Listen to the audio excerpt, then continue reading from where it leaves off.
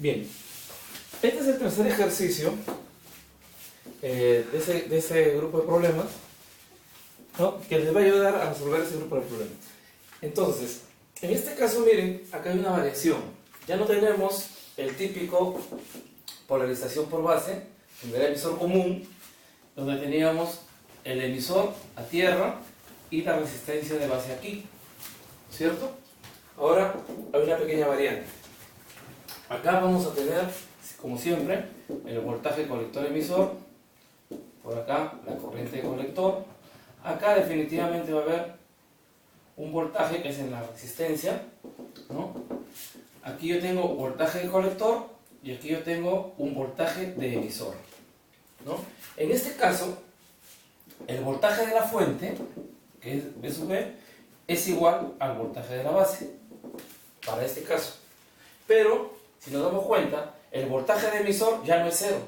El voltaje de emisor va a ser el voltaje de la caída de tensión en la resistencia de un K, ¿no? Es como si yo colocara una punta del multímetro rojo en el emisor y el otro aquí. ¿Bien? Entonces, pero el análisis es el mismo. ¿Bien? Malla de entrada, malla de salida. Comenzamos trazando la red de carga de la malla de salida y decimos que el voltaje colector, empezamos desde acá, menos 15 más corriente de colector por 5.6K más voltaje colector emisor más acá tendremos nosotros una corriente de emisor.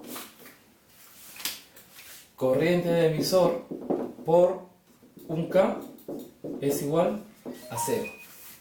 Bien, pero nosotros habíamos visto en un análisis anterior que la corriente de colector era igual a la corriente de emisor era igual a la corriente de colector, la corriente de base.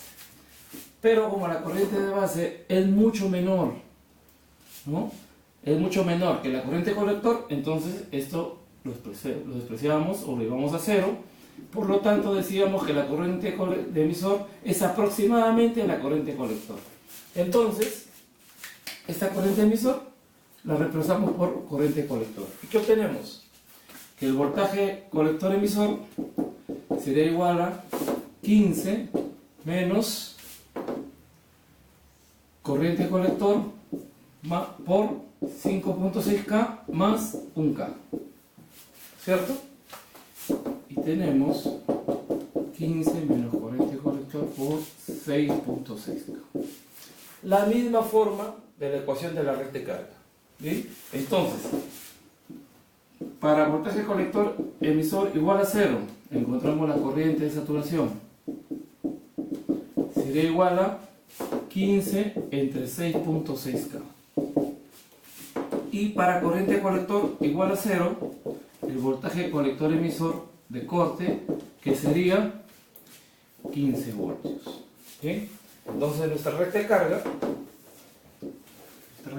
tendría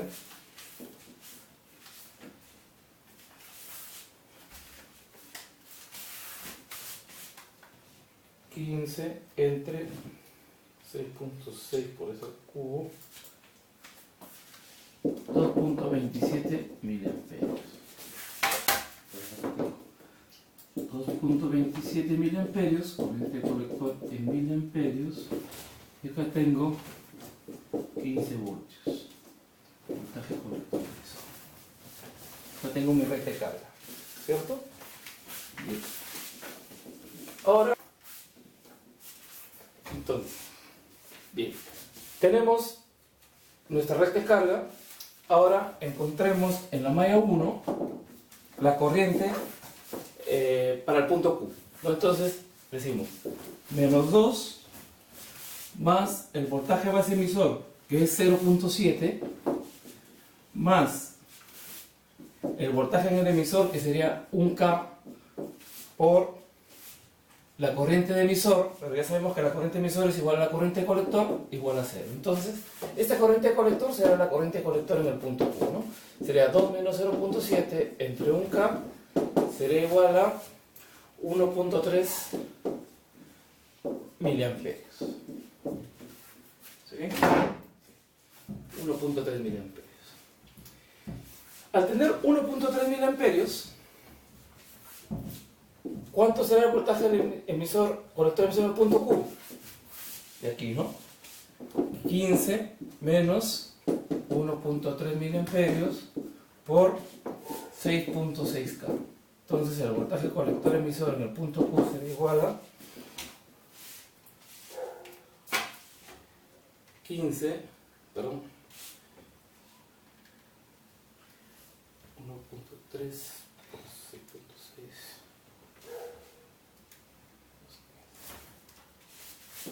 6.6, 6.42 voltios.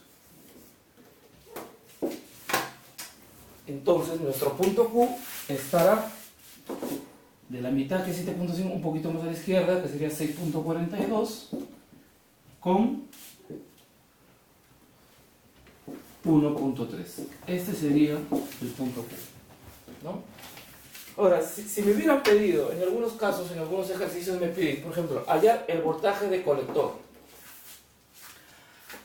Antes, cuando esta resistencia no existía, el voltaje de colector, bueno, el voltaje colector emisor era igual a voltaje de colector menos el voltaje de emisor, ¿no es cierto? Pero como esto era 0, el voltaje de colector era igual al voltaje de colector emisor. Pero en este caso no sucede eso. Entonces, ¿cómo puedo encontrar yo el voltaje de colector? Hay dos formas, ¿no? Primero, como ya tengo el voltaje colector emisor en el punto Q, el voltaje colector emisor 6.2, este lo tengo 6.42, ¿qué me faltaría? Hallar el voltaje de emisor. ¿Y cuál es el voltaje de emisor? Fácil. La corriente de emisor por un K.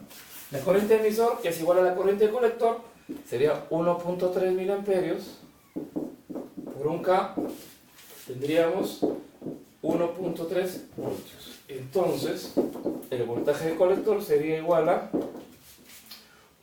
voltaje colector emisor más voltaje de emisor. El voltaje de colector sería 6.42 voltios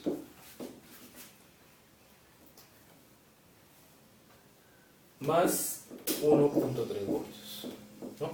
El voltaje de colector sería 7.72 voltios. Eso, si es que lo veo por aquí. Pero también, ¿cómo podría encontrarlo? Como este es el voltaje de colector, ¿cierto? Yo digo, menos 15 más corriente de colector por resistencia de colector, que es 5.6K, más voltaje de colector, igual a 0. Entonces el voltaje de colector sería, bueno, la corriente de colector aquí es 1.3, entonces tendría 1.3 por 5.6 igual menos 15, 7.72 voltios, ¿no? Por cualquiera de las dos formas lo puedo encontrar. ¿Bien?